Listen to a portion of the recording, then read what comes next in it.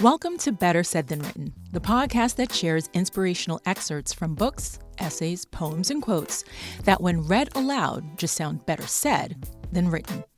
I'm your host, Tamika Cody. In the last episode, I introduced you to the series Stories of Survival, S.O.S, where I share stories from or about people who overcame difficult challenges in their lives. The goal of S.O.S is to help others who may be going through struggles of their own. Some people are looking for a blueprint to help them navigate through life. I find that the best advice about life comes from memoirs, documentaries, and sometimes people who built up the courage to share their stories of survival on social media. A prime example, Risa Tisa with her TikTok series, Who the Fuck Did I Marry? In 50 episodes, totaling to 6 hours, Risa shared a dramatic monologue about her marriage that she says was built on an intricate web of lies. How did Risa escape? She created a plan where she brought all the receipts, and then she kicked his lying ass to the curb. This next SOS is an anonymous entry. Melanie shares her story of the time when she too was forced to create a plan. For her and her daughter's sake, Melanie needed to figure out a way to leave an abusive relationship. An abusive relationship by the hands of an intimate partner who was also the biological father of her child. Throughout this piece, Melanie admits she ignored all of the red flags. I was an awkward, sheltered, mixed-race teenage girl in a single-parent home. My mother is Latino. We mostly lived in the white neighborhoods, so I stayed secluded in the little bubble of our home and church until I was old enough to work. This is when I began to explore and experiment the world. It was mid-sophomore year. I met this guy, who I will call Charles. Charles was 10 years my senior. Red flag number 1. Charles was tall with golden brown skin, charismatic, and so much fun. His dream? To make it big in the music industry. Charles had the skills to succeed, but the weight of unhealed trauma held him back from achieving his dreams. It's a trap many young Black men struggle with. Needless to say, I was still mesmerized by him. Charles was a very popular guy. Everywhere we went, people knew his name. They hugged him and praised him, and this influenced my perception of him early on. When I was with him, I experienced a whole different world. He introduced me to the party scene, sports, and Black American culture, which my mother steered me away from throughout my childhood. About a year and a half passed, and I successfully graduated from high school. Charles and I were still an item, and I, still a virgin. One night, I went out with Charles and came home before a curfew. I dropped off my things in the house and went back out to sit in the car with Charles. After about 30 minutes, I went back into the house and my mother asked, "Where have you been?" "Outside talking to Charles," I said. "If you think you can go against my rules, you can get out," she demanded. "But I was home before curfew," I said. My mother didn't believe me and insisted that I leave. I asked my mother if I could gather my work clothes. "You should already have them," she said. "I brought them in when I came home earlier, before a curfew." My mother looked at me, puzzled, and then stepped aside. I grabbed my bag, packed my work clothes, an extra outfit, and left my childhood home. As I walked out the door, I was able to catch Charles before he pulled off. I left with him. Charles lived with his mother in the basement, in a makeshift apartment. Red flag number 2. Since there wasn't enough space, there were nights I would sleep in the park or couch surf between friends. I eventually moved in with Charles and his mother in the drap basement. Despite the cramped space, we got along fairly well, and his mother taught me a lot about life. Several months after moving in with Charles, I lost my virginity and later became pregnant. One night, there was a knock at the door. Upon answering, there stood 2 children asking for their father, Charles. At first, I only knew Charles to have 2 children, who I became close to. Now, there are 4. That's red flag number 3. In between the first 3 children, I gave birth to Charles' 4th child. To date, Charles fathered 9 children, and possibly 1 more to make 10.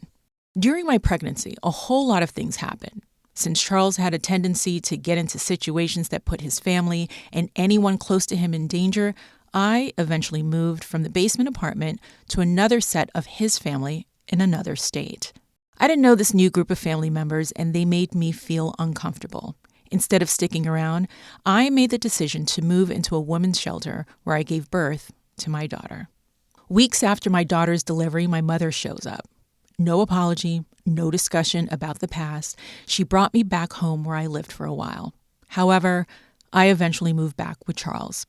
I found a job, and Charles would make ends meet by taking on side jobs, cutting hair, or with his music. We made things work for a while, but despite both of us working, it seemed like finances were not adding up. I later found out Charles had another woman, and in the same breath, he got a different woman pregnant. When that child was born, he brought the child home and asked me to take care of another woman's child. The entire scenario was similar to the scene in the movie Fences, where Denzel Washington's character, Troy Maxson, brought home a newborn baby to his wife, Rose Maxson, played by Viola Davis. Lord, a baby. A baby Troy conceived outside of his marriage. Unlike Rose, who agreed to take care of the baby with loving, open arms, I was angry at the child at that moment. To get a grasp on life, I moved out and got my own apartment. The moment I had a firm grip on my revamped life, Charles came back, asking for another chance. My heart fell weak with love, and my conscience forced me to think about my daughter. I didn't want her to grow up without a father, like I did, so I gave in. I sublet my apartment to one of Charles's friends, and I moved back in with Charles. What was I thinking? Red flag number 4. Life was good for a moment, but he was suspicious of me entertaining other men, perhaps because of his own infidelity. Eventually, his suspicions transformed into jealousy, and then verbal aggression, which then led to physical abuse.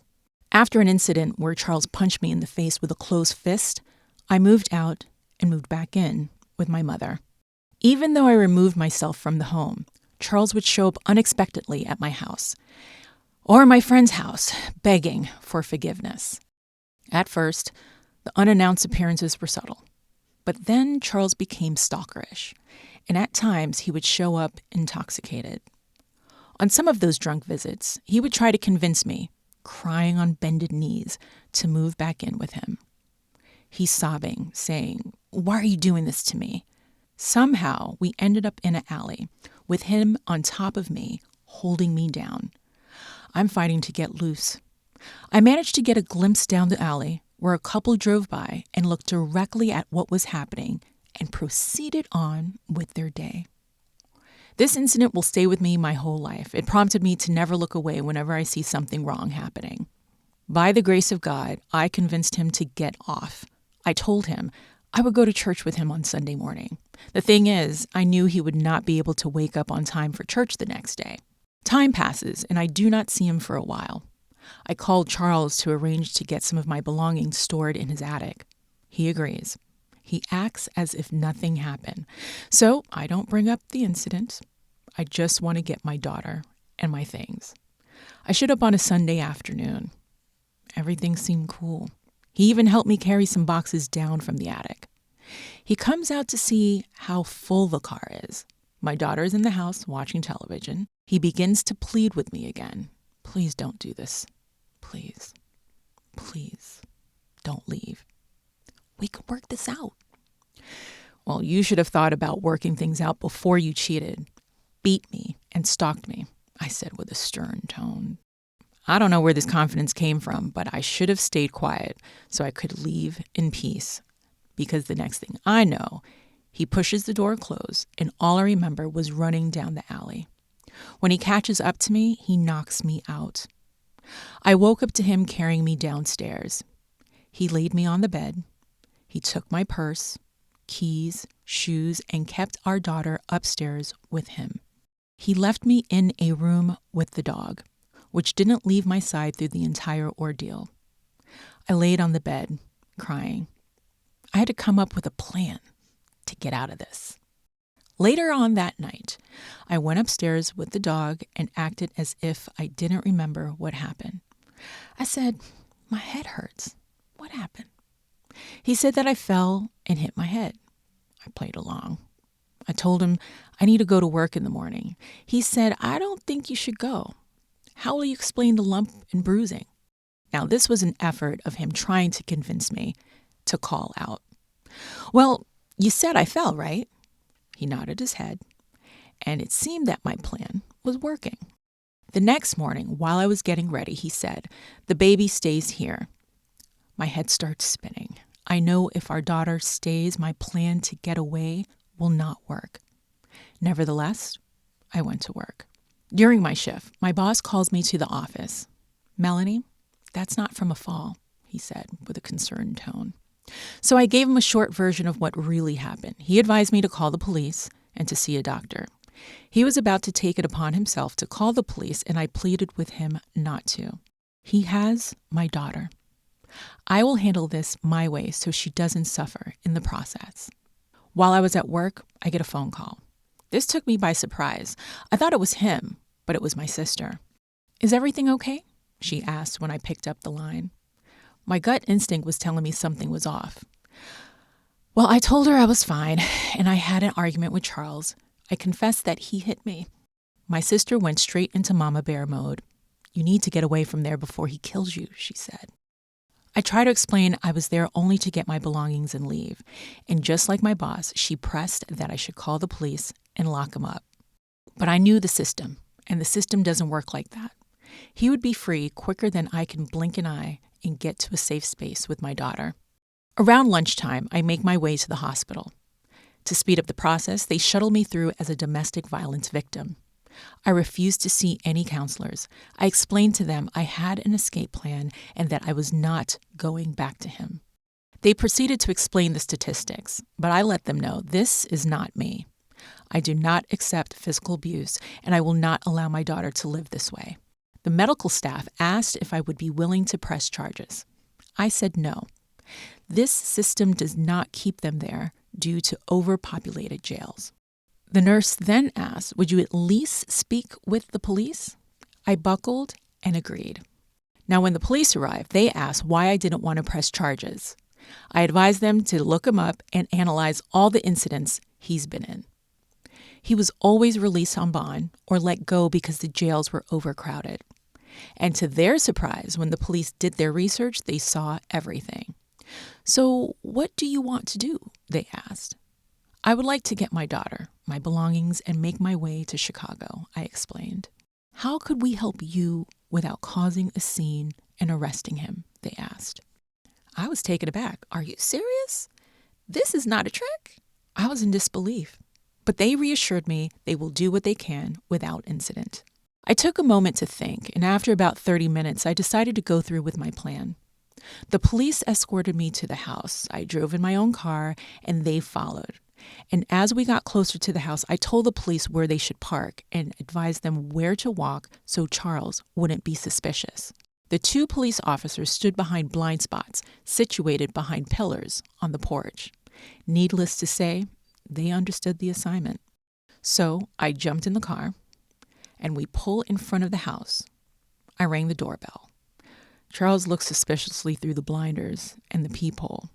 He cracked the door and asked, "Why did you come to the front of the door?" I explained to him that I forgot my keys.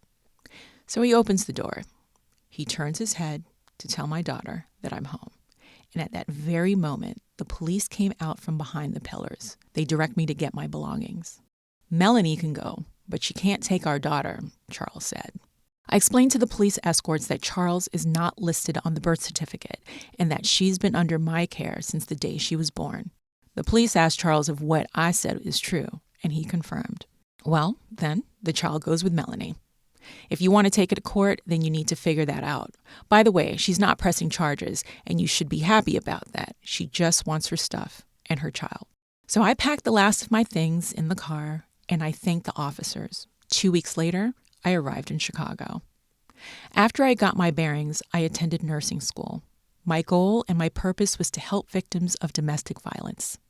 When my heart healed, I met my husband and gave birth to another daughter. Charles continued to reach out, but he eventually gave up. Needless to say, I was traumatized from everything that had happened to me. I never turned to therapy from that situation. I just kept pushing through life. Nobody ever suggested therapy because it wasn't something that was not deemed valuable in the African American or Hispanic culture. Eventually, I started seeing a therapist, but I was unable to find one who aligned with my values. So, I'm still healing, learning, and growing after all these years. Now, as a woman in my 40s, I've done a lot of inner work on myself. I finally understand what allowed me to be in a situation like that. I'm still healing wounds from my childhood, and I'm sharing my story with my daughters so they know what not to tolerate from a person like Charles and to pay attention to the red flags. Melanie, thank you for sharing your SOS. According to the National Domestic Violence Hotline, in the United States, about 24 people every minute of the day are victims of rape, physical violence, or stalking by an intimate partner. That's more than 12 million women and men over the course of a single year. At any stage in life, there comes a time when we just can't let the bad things go. When our gut tells us to run in the opposite direction, some of us decide to stay because we think that small, still voice is wrong. Years later, we say to ourselves, I should have listened to my instincts. Some people eventually find a way and the courage to break free, and some make the choice to remain. Why? Because they don't know how to leave, because they don't have a blueprint to help them move forward. If you or someone you know is a victim of domestic violence, help is available. The National Domestic Violence Hotline will guide you in the right direction. Call 800-799-7233 or text BEGIN to 88788. If you have a story of survival to share, email your entry to storiesofsurvivalentry@gmail.com or put pen to paper and mail your entry to Stories of Survival, P.O. Box 39072, Washington, D.C. 20016-9072. All of this information will be included in the show notes. Thanks for tuning in. Until next time, continue to move forward on your journey. And if you're tired, it's okay to take a break, but don't stay stagnant for too long, because someone is waiting to learn from you.